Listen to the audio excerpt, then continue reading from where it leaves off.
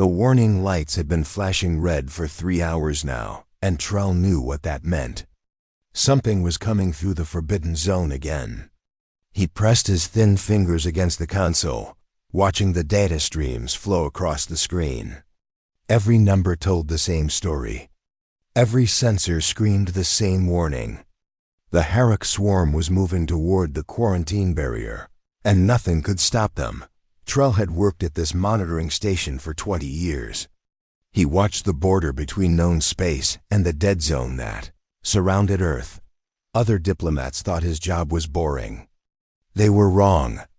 Fear was never boring. The door opened behind him. High Arbiter Quinn walked in, her silver robes flowing like water. She was tall, even for a council leader, and her 4 eyes blinked in sequence as she studied the displays. "How bad is it?" she asked. "The swarm will reach the barrier in 16 days, Trell said. "They have consumed 4 colonies already. The refugees are flooding our stations. We cannot hold them back." Quinn moved closer to the main display. It showed a 3-dimensional map of the sector. Red dots marked swarm movements. Blue dots showed council defenses. And there, in the center, sat a yellow sphere wrapped in warning symbols. Earth. "Perhaps the barrier will hold them," Quinn said. Trell turned to face her. The barrier was never meant to keep things out. It was meant to keep something in. Everyone knew the story. 3 generations ago, the Council had sent exploration teams toward Earth. It was a beautiful planet, rich with life and water. The scanners showed breathable air and manageable temperatures. It seemed perfect for contact. None of those teams came back. The first probe went silent after entering the atmosphere. The second probe sent one message before disappearing. The message contained only screaming. The third mission was manned by the Council's best scientists. They approached carefully, taking readings from orbit. Their final transmission showed creatures on the planet's surface. The creatures were hunting in packs, killing prey 3 times their size. The scientists called them apex predators. Earth had thousands of species like that. Then the weather changed. Massive storms appeared from nowhere, with winds that could tear metal apart. The scientists tried to leave, but their ship failed. The final image from their cameras showed lightning striking their vessel while rain hammered the hull. After that, silence. The Council sent researchers to study Earth from a safe distance. What they found was horrifying. The planet had gravity 40% stronger than normal.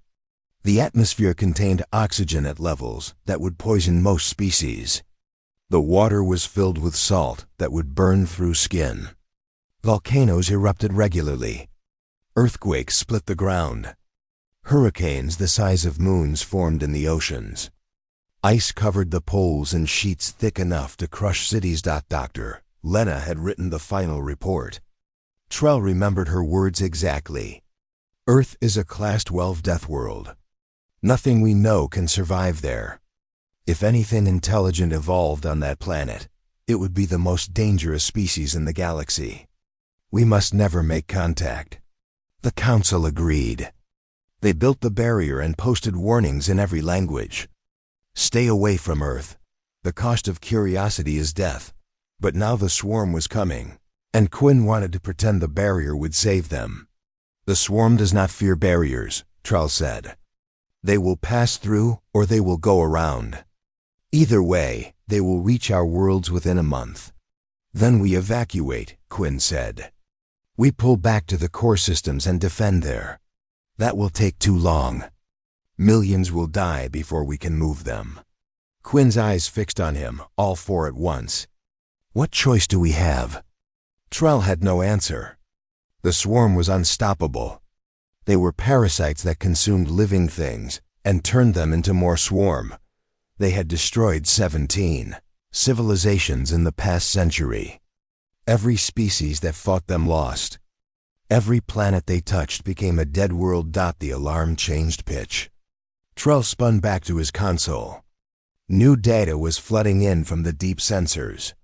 The swarm has reached the barrier, he said. They are entering the forbidden zone. Quinn moved beside him. They watched together as thousands of red dots crossed the warning line. The swarm was massive. Their ships moved in perfect formation, like a school of fish. They were heading straight for Earth. Maybe the planet will destroy them, Quinn said quietly. Maybe Earth will do what our weapons cannot. Trell said nothing. He had studied Earth for 2 decades. He had read every report and watched every recording. He knew what that planet could do to ships and soldiers. But the swarm was different. They adapted to everything. They survived in vacuum and in acid. They could live in heat or cold. They were the perfect killers. Hours passed. The red dots moved closer to the yellow sphere. Trell could not look away. His people were depending on the Council to protect them. His family lived on a colony world, just 3 jumps from here. If the swarm broke through, they would die like all the others. Then something changed. The red dots stopped moving forward. They seemed to pause, hovering near Earth's moon. Trell checked his sensors twice. The readings made no sense. "They are turning," he whispered. Quinn leaned over his shoulder. "That is impossible." But it was happening. The swarm fleet was changing course. The perfect formation broke apart. Ships scattered in every direction, moving away from Earth as fast as their engines could push them. Within minutes, the entire swarm had fled the forbidden zone. Trell pulled up the deep scan logs. Something had happened near Earth's moon. Something had made contact with the swarm. The sensors had recorded it, but the data was corrupted. All he could see were fragments, energy signatures, movement patterns, and one image, blurred and unclear, showing shapes that might have been ships. What scared them? Quinn asked. Trell stared at the screen. His hands shook as he typed commands, trying to clean up the image. When it finally resolved, he felt his blood turn cold. The ships in the image were crude. They looked like mining haulers with weapons strapped to the hull. But they were doing something impossible. They were hunting the swarm. They were attacking the galaxy's most feared predators and winning. "Quinn," Trell said slowly, "I think something came out of the quarantine zone." "What do you mean?" He pointed at the screen. "I think the Deathworlders are finally coming out to meet us." The distress beacon had been screaming into space for 6 minutes before anyone noticed it. Not because no one was listening, but because the signal came from inside the quarantine zone. Automated systems were supposed to ignore anything from that direction. But this beacon was different. It spoke in Council standard language, clear and precise, asking for permission to dock. Security Chief Vaughn stared at his screens in disbelief. A ship had appeared at the outer marker, just beyond the forbidden zone boundary. It was broadcasting identification codes that should not exist. According to every database, humans had no space travel. They were supposed to be trapped on their deadly planet, fighting just to stay alive. "Get High Arbiter Quinn," Vaughn said to his assistant. "Get her now." The ship was strange. It looked like someone had taken a mining hauler and rebuilt it with spare parts. The hull was scarred and patched. The engines glowed with radiation that would cook most crews. But it moved smoothly through space, dodging debris fields and radiation pockets like they were nothing. When Quinn arrived in the security center, Trell was already there. He had been monitoring Earth traffic since the swarm incident 2 weeks ago. Now he stood frozen, watching the impossible ship drift closer. "They want to dock," Vaughn said. "They claim they can help with the swarm problem." "How do they know about the swarm?" Quinn asked. Trell touched his console. "Because they fought them. Look at the hull damage. Those are parasite burns. The swarm tried to board that ship." Everyone turned to stare at the display. Trell was right. The marks on the hull matched swarm attack patterns perfectly. But that meant this ship had survived direct contact with the parasites. No one survived that. "Open a channel," Quinn said. The screen flickered. A face appeared. It was human, female, with short dark hair and eyes that seemed too calm for someone who had just crossed through a quarantine zone. She wore a simple gray uniform with no decorations. "This is Captain Diane Rourke of the Endeavor," the human said. "We come in peace. We noticed you have a parasite problem. We have information that might help." Quinn stepped forward. "How did you know about the swarm?" "We have been watching you for a while," Rourke said. "Your communications are not as secure as you think. When we detected the swarm approaching Earth, we went to investigate. They tried to land on our moon. We stopped them. You stopped the swarm?" Vaughn could not hide the disbelief in his voice. Rourke smiled slightly. "We have experience with parasites. Earth has plenty of them. These ones were just bigger." Trell moved closer to the screen. "What happened at the moon?" "They tried to establish a landing site," Rourke said. "We had defense stations there. When the parasites attacked, our soldiers engaged them.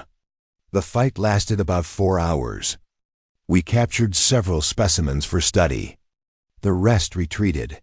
The words seemed simple, but Trell understood what they meant. Humans had fought the swarm in close combat and won. They had done something no council force had ever managed.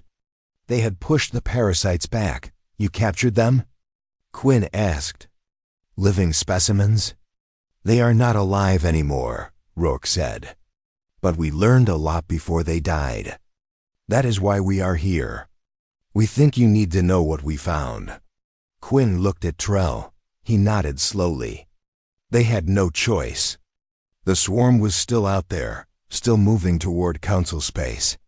If these humans had real information, they needed it. "You may dock at Station 7, Quinn said. "But you will be escorted at all times. And your ship will be scanned." "Understood," Rourke said.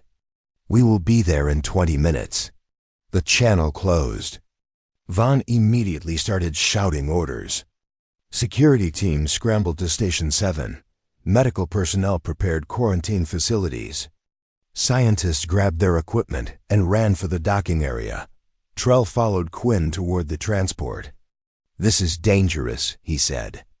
"We know nothing about these creatures. They could be worse than the swarm. Or they could be our only hope," Quinn replied. The docking took longer than expected. The human ship needed special adjustments to fit council equipment. When the airlock finally opened, 6 humans stepped through. They all wore the same gray uniforms. They all moved with the same strange confidence. Captain Rourke was first. Behind her came a massive man who smiled at everyone he saw. A woman with dark skin and intelligent eyes carried a case full of data chips. A young woman with quick movements studied everything with intense focus. 2 others followed, both looking relaxed despite being surrounded by armed security. "Welcome to Council Space," Quinn said formally. "I am High Arbiter Quinn. This is my diplomatic advisor, Trell." "Thank you for seeing us," Rourke said. She gestured to her crew. "This is Leo Grant, our engineer. Dr. Amara Hassan, our biologist.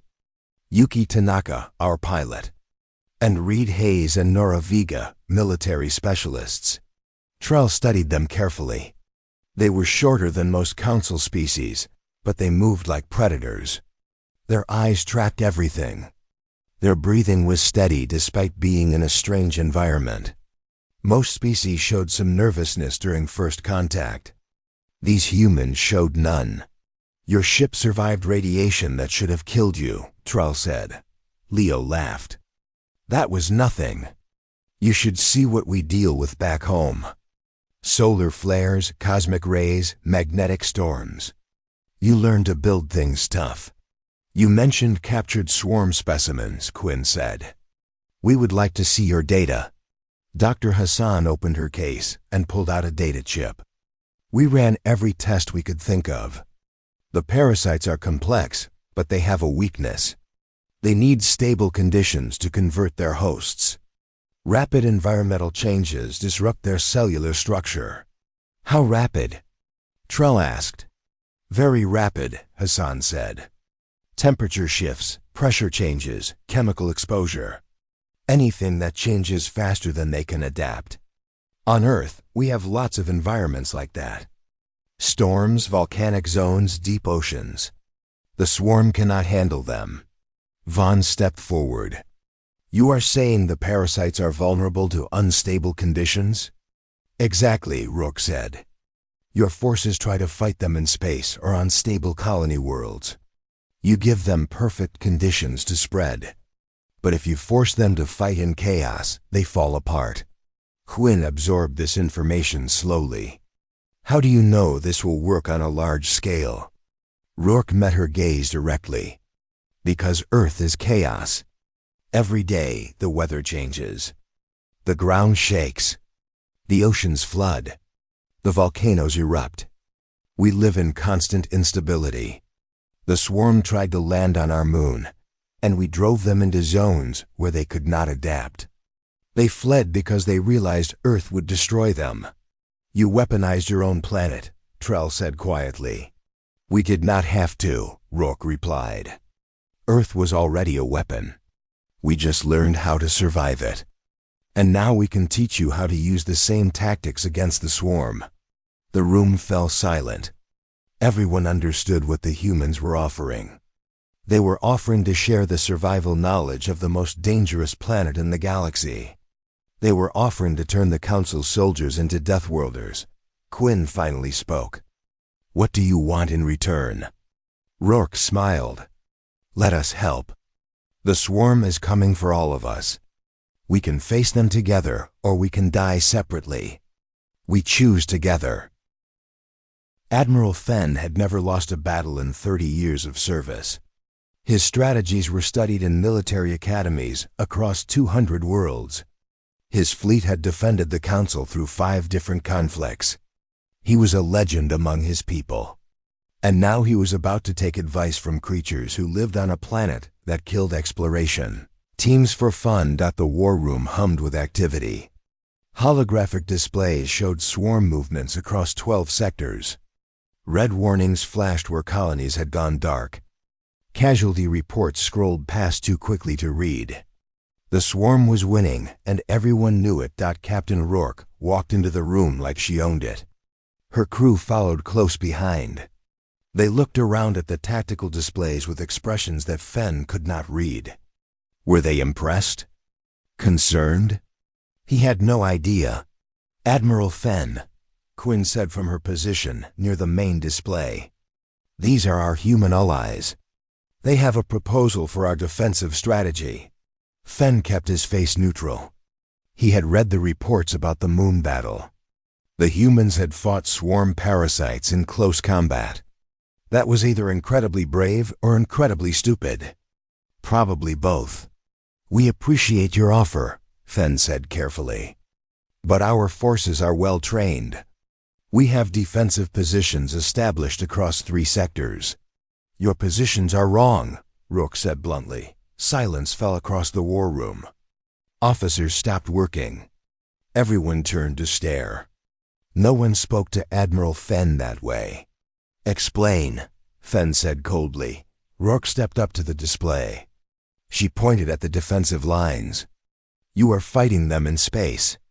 You are trying to stop them before they land. That is exactly what they want. We cannot allow them to reach our colonies, Fenn said. You already lost the colonies, Rourke replied. Look at your casualty reports. Every world the swarm touches is gone within days. Your space battles delay them, but they always get through. Then they convert your people into more parasites. Commander Hayes stepped forward. He was the largest human, built like a mobile fortress. The swarm is strongest during initial infection. They overwhelm defenders through numbers. But they have a weakness during the conversion process. They need time and stable conditions. We know this, Fenn said. That is why we evacuate populations before the swarm arrives. You are running away, Hayes said. We are suggesting you make them run instead. Dr. Hassan activated her data chip. New images appeared on the display. They showed swarm parasites dying in various conditions. Fire, ice, acid, pressure. Every image told the same story. Rapid environmental changes killed the parasites. The swarm evolved in stable environments, Hassan explained. They spread through calm, predictable spaces. But Earth taught us that nature is never calm. We learned to fight in storms, floods, earthquakes, and heat waves. The swarm cannot adapt that quickly. Leo Grant pulled up a planetary map. Take Carillon 5. It is a mining world in the 3rd sector. Heavy gravity, active volcanoes, toxic atmosphere in the lower regions. Your people evacuated it 3 weeks ago because it was too dangerous to defend. Exactly, Fenn said. We cannot fight there. But we can, Grant said with a grin. That planet is perfect for us. It reminds us of home. Trell, who had been watching silently, finally spoke. You want to fight the swarm on worlds we consider uninhabitable. Yes, Rook said. We want to draw them to places where we have the advantage. Places where the environment itself is a weapon. Your technology can create those conditions artificially if natural ones do not exist. Weather manipulation, seismic triggers, chemical releases.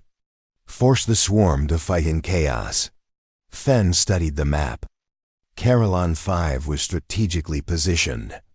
If the swarm controlled it, they would have a clear path to 5 more colonies. But the planet was a death trap. The gravity alone would crush most soldiers. The volcanic activity made stable positions impossible. The atmosphere required constant filtration. Even if we could fight there, Fenn said slowly, we do not have soldiers trained for those conditions. But we do, Hayes said. Give us 80 soldiers. That is all we need to hold Carillon 5. We will set up defensive positions in the lava tubes.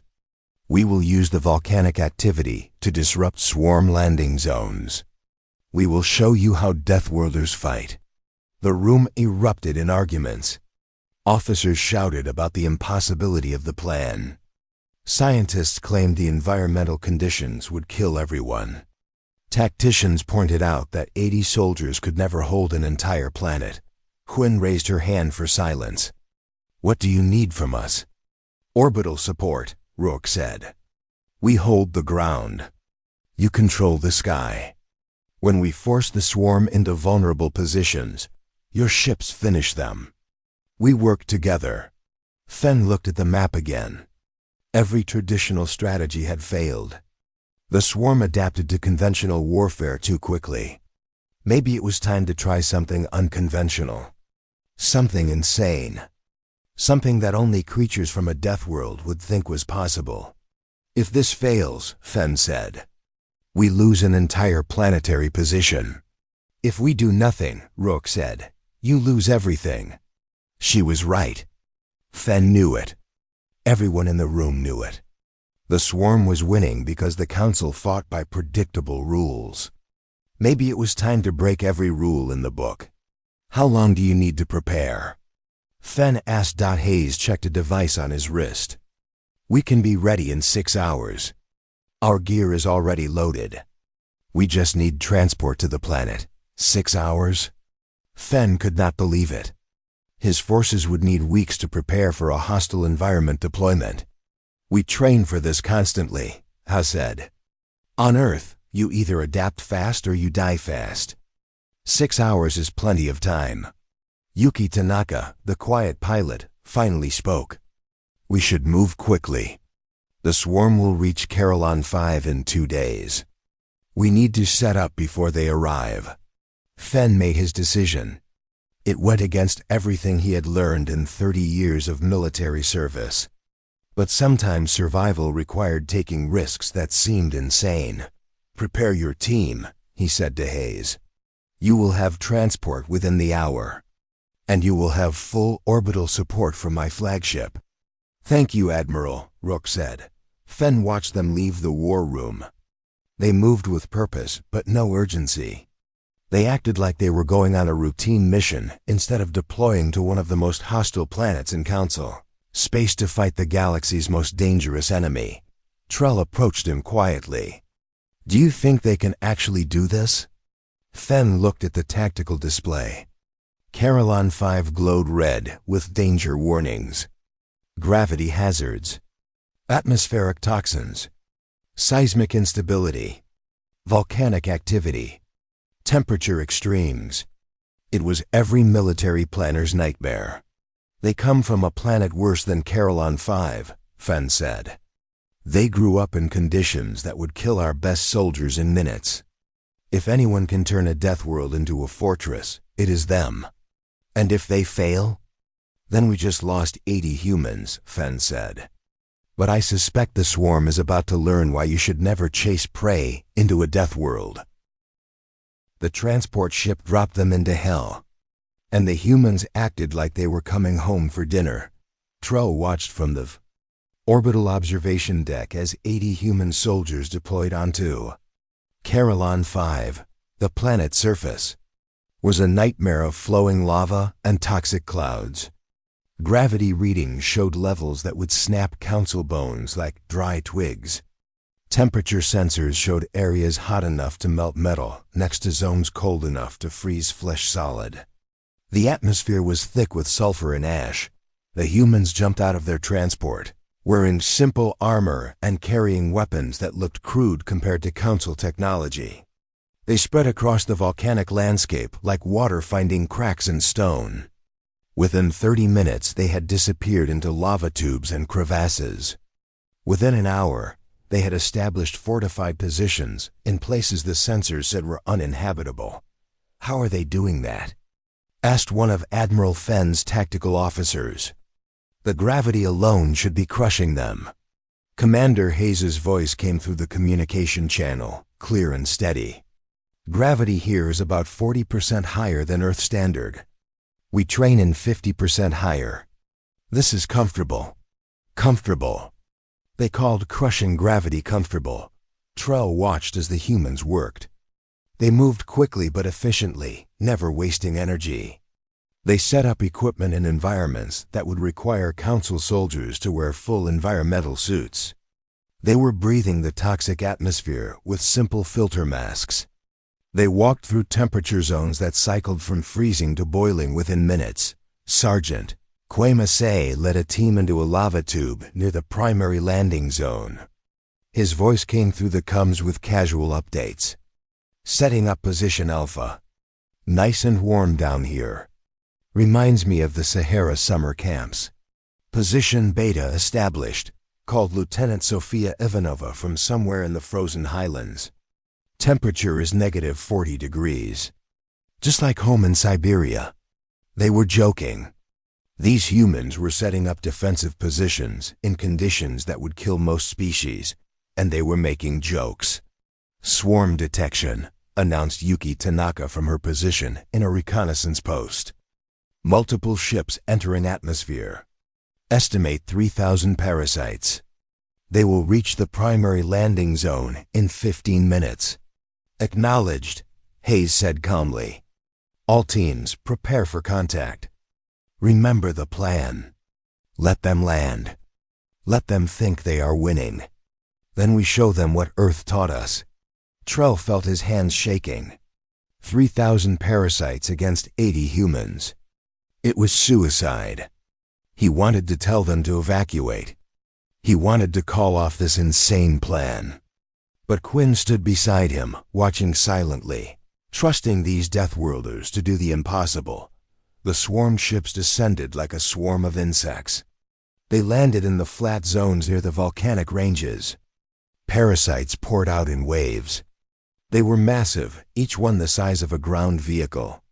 Their bodies were covered in armor plating. Their limbs ended in blades designed to cut through metal and flesh.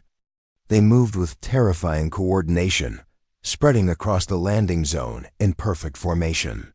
They are establishing infection zones, reported Dr. Hassan from her mobile lab. They will start converting any organic matter they find. In 2 hours, they will have fortified positions. They will not get 2 hours, Hayes said. On his signal, the volcanic landscape erupted. Charges planted by human engineers triggered fissures in the planet's crust. Lava fountained into the sky. The ground split open beneath swarm formations. Parasites fell into molten rock, their armor plating melting before they could adapt. But that was just the beginning. Weather manipulation devices activated across the region. Artificial storms formed in seconds. Rain mixed with volcanic ash created acidic mud that burned through swarm tissue. Wind speeds increased to hurricane force, throwing parasites against rock formations. Lightning struck with mathematical precision, targeting the larger swarm creatures. And through it all, human soldiers emerged from their hiding places and attacked. Trell watched in horror and amazement as the humans fought. They moved through conditions that should have been impossible. They ran across ground that was splitting open. They climbed cliffs while lava flowed around them. They fired weapons while standing in toxic clouds that would dissolve council.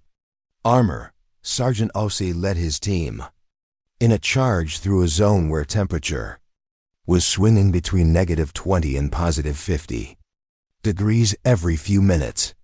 The swarm parasites tried to adapt but kept failing. Their cellular structure could not handle the rapid changes. They slowed down, became confused, started making mistakes. The humans showed no such problems. They had trained for this. Earth had taught them that survival meant adapting faster than anything trying to kill you. Orbital strike requested at coordinates 77 Alpha, Hayes called out. We have them clustered. Admiral Fenn did not hesitate. His ships fired precision strikes at the designated coordinates. Energy beams cut through the toxic atmosphere and hammered swarm positions.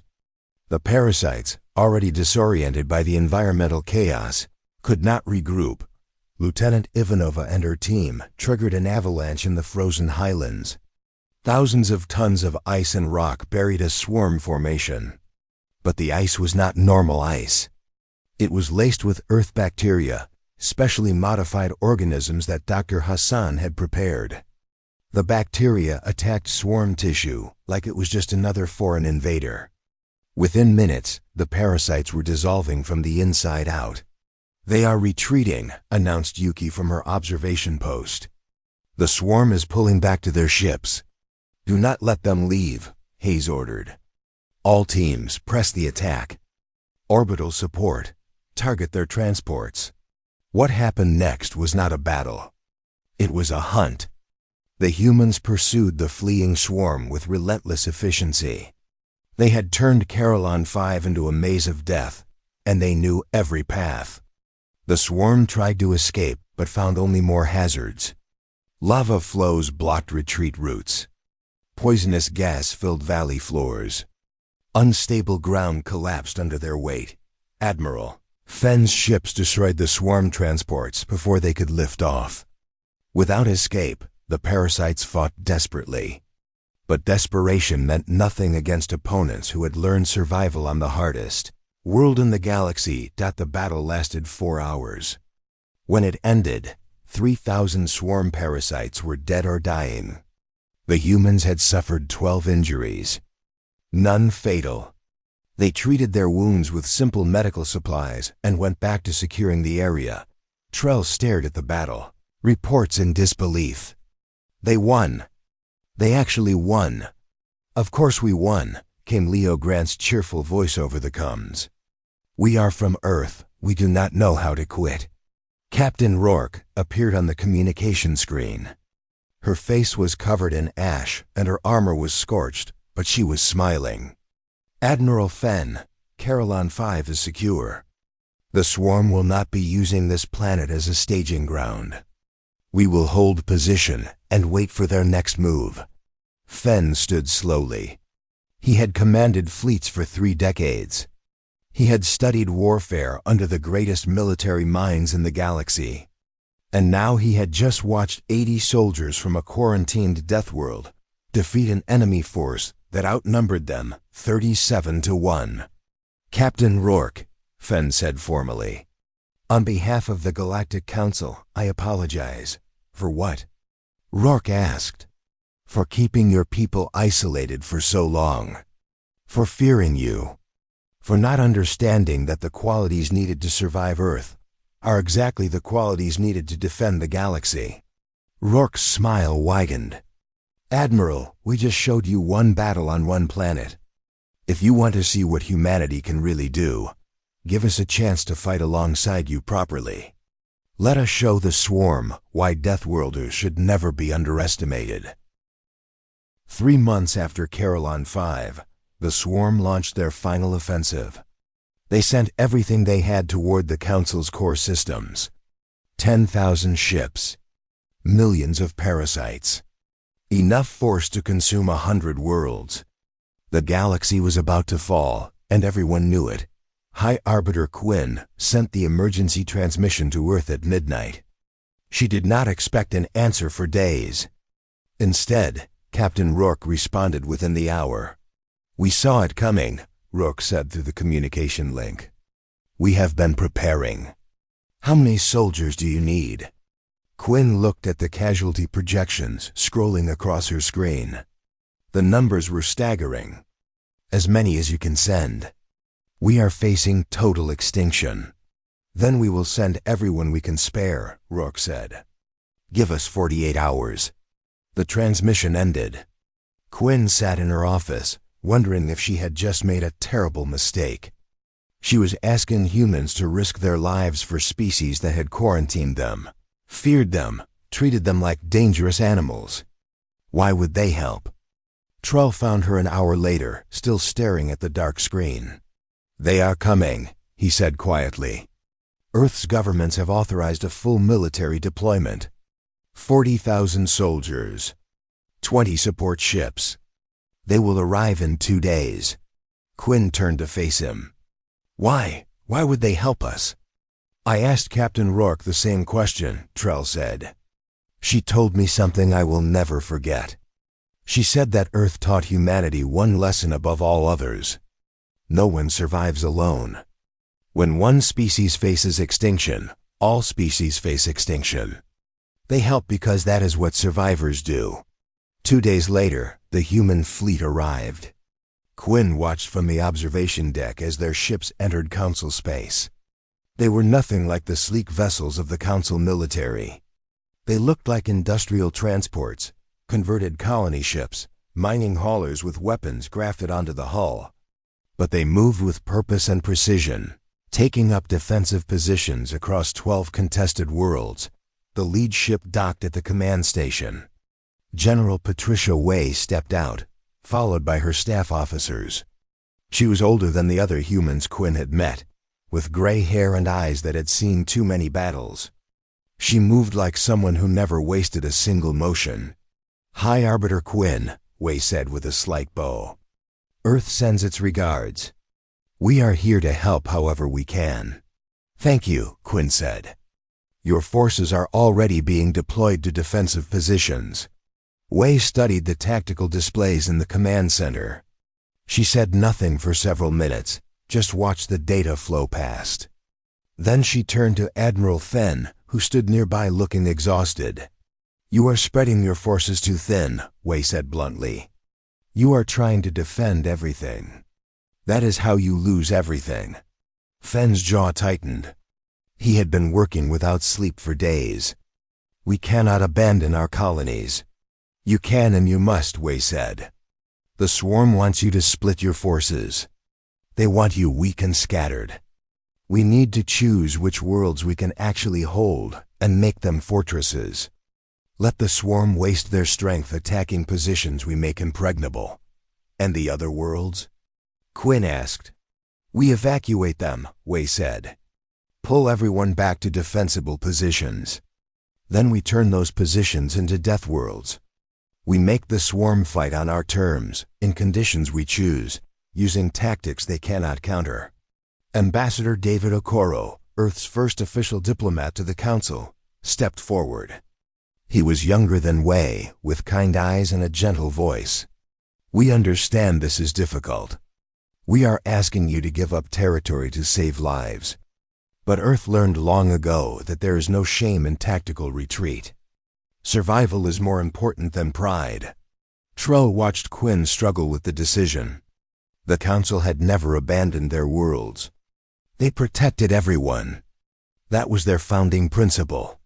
But the swarm was forcing them to make impossible choices. How many worlds can we hold? Quinn finally asked. Wei pulled up a new tactical map. 12, maybe 15 if we are lucky. We fortify these positions with everything we have. We put human forces on the ground to hold key locations. We use your orbital superiority to support our troops. We create environmental hazards that make swarm conversion impossible. And we make them pay for every meter of ground. 40,000 humans cannot hold 12 worlds, Fen said. No, Wei agreed. But 40,000 humans can teach your soldiers how to fight like deathworlders. We brought training officers, tactical advisors, environmental specialists. We will share everything we know. Every trick Earth taught us. Every survival technique we learned. By the time the swarm reaches our defensive line, your forces will know how to weaponize chaos. Dr. Robert Chun, a human psychologist, addressed the Council representatives who had gathered. We also brought support staff. Medical personnel trained to treat combat stress. Counselors who understand what it means to face extinction. Earth has survived 5 mass extinction events. We have experience with this. We will help you through it. Over the next 3 weeks, human forces deployed across the 12 defensive worlds. They worked alongside Council soldiers, training them in tactics that seemed insane at first. They taught them to fight in extreme gravity. They showed them how to move through toxic atmospheres. They demonstrated how to use environmental hazards as weapons on the mining world of Talus. Commander Hayes trained Council forces to fight in underground complexes where artificial gravity could be adjusted in seconds. The soldiers learned to shift from heavy gravity to zero gravity mid-battle, disorienting any enemy who could not adapt as quickly. On the ice planet Frost, Lieutenant Ivanova showed troops how to survive in sub-zero temperatures while setting traps using the planet's own weather patterns. Blizzards became weapons. Ice formations became fortifications. The cold that should have killed them became their greatest ally. On the jungle world of Verdant, Sergeant Osse demonstrated how to move through dense vegetation, use native predators as early warning systems, and turn the planet's aggressive plant life into defensive barriers. Every human instructor taught the same core lesson. Your environment is not your enemy. It is your weapon. Learn to use it better than your opponent, and you cannot lose. Nora Vega, the human combat medic, revolutionized Council medical protocols. She taught medical staff to treat injuries that would normally be fatal, using techniques developed on Earth where hospitals were sometimes days away from injury sites. Soldiers who would have died learned they could survive, fight, and recover. Trell spent his time with the human forces, learning their culture and philosophy. He noticed something remarkable. They never talked about winning. They talked about surviving. They never discussed total victory. They discussed holding the line. Their entire worldview was based on endurance, not dominance. We do not need to destroy the swarm completely, Captain Rourke explained to him one evening. We just need to make them understand that attacking us costs more than they can afford. Eventually, they will look for easier prey. But what if there is no easier prey? Trell asked. Rourke smiled. Then we keep fighting until they learn that some prey fights back harder than any predator can handle. When the swarm finally reached the defensive line, they found something they had never encountered before. They found worlds that fought back with everything they had. They found soldiers who refused to quit. They found environments that shifted faster than they could adapt. And they found humans who had learned survival on the hardest world in the galaxy, teaching everyone else how to do the same. The final battle began when the Swarm Queen herself came to Prothis, the Council homeworld. She brought the last of her forces, determined to break the species that had dared to resist. 10,000 ships descended on the planet like locusts. The sky turned black with their numbers. Every defense system fired at maximum capacity. Every soldier took their position. And everyone knew this was the moment that would decide the fate of the galaxy. General Wei stood in the command center with High Arbiter Quinn outside the windows. The beautiful capital city of Prathis gleamed in artificial perfection. Climate control systems maintained ideal temperature. Weather regulators ensured gentle breezes and soft sunlight.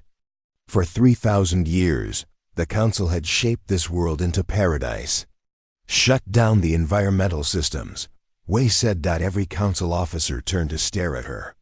Quinn felt her blood run cold. If we do that, the planet will destabilize. Prathis has not experienced natural weather in millennia. We do not know what will happen. Yes, you do, Wei said calmly. The weather will return to natural patterns.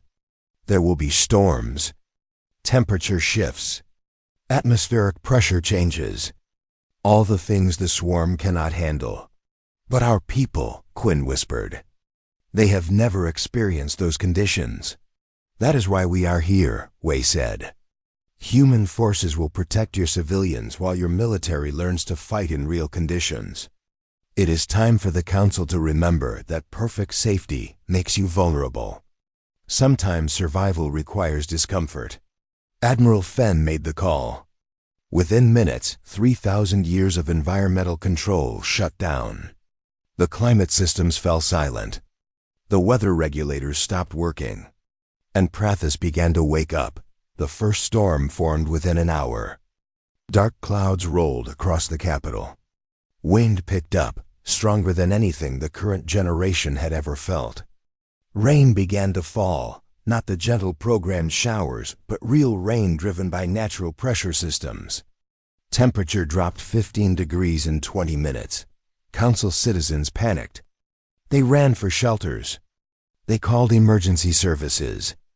They had no idea how to handle weather they could not control. Human soldiers moved through the streets, calm and efficient. They helped people to safe locations. They explained what was happening. They showed citizens that weather was not a threat, just a condition to be managed. Breathe slowly, Noraviga told a frightened family. The cold will not hurt you. Your buildings are well insulated. You just need to dress warmer and stay inside during the worst of it. We have done this our entire lives. Let us show you how. In the sky, the swarm ships descended through the growing storm. Lightning struck their hulls. Wind threw smaller vessels off course. Rain reduced their sensor effectiveness.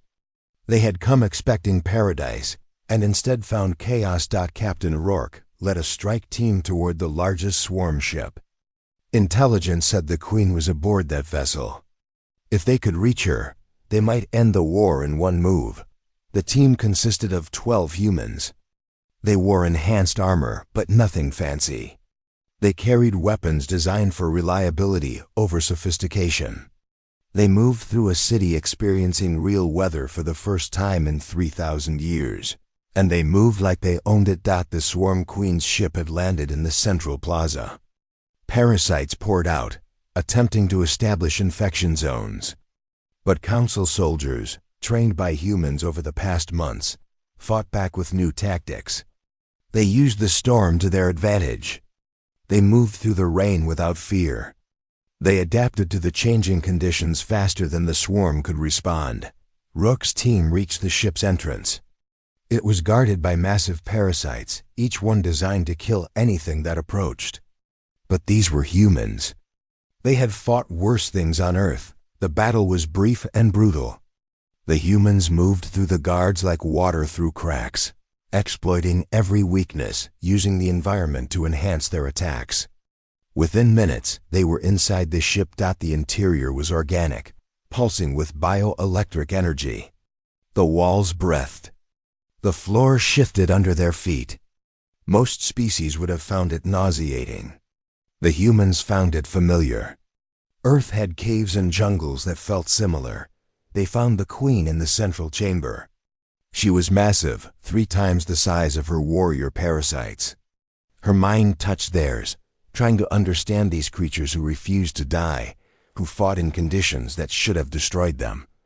Why do you resist? The Queen's thoughts formed words they could understand.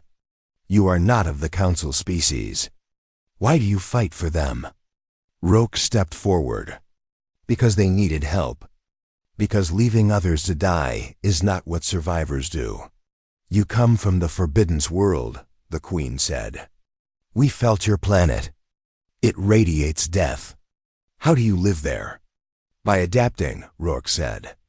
By never giving up. By learning that the harshest conditions create the strongest people. Earth tried to kill us every single day. We learned to love that planet anyway. We learned to protect each other because that was the only way to survive. You should have stayed there, the Queen said. You should have remained in your cage. Earth was never a cage, Rourke replied. It was a teacher. And it taught us that when someone faces extinction, you help them. You do not conquer them. You do not consume them. You stand beside them. The Queen's thoughts grew confused. This makes no evolutionary sense. Cooperation is for the weak. No, Rourke said softly. Cooperation is for the strong. The weak try to take everything for themselves because they fear they cannot survive otherwise. The strong help others because they know survival is better when shared.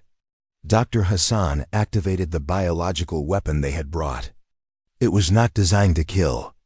It was designed to break the swarm's hive connection. Concentrated earth bacteria flooded the chamber. The bacteria attacked the bioelectric network that held the swarm together. The Queen screamed, not in pain but in confusion.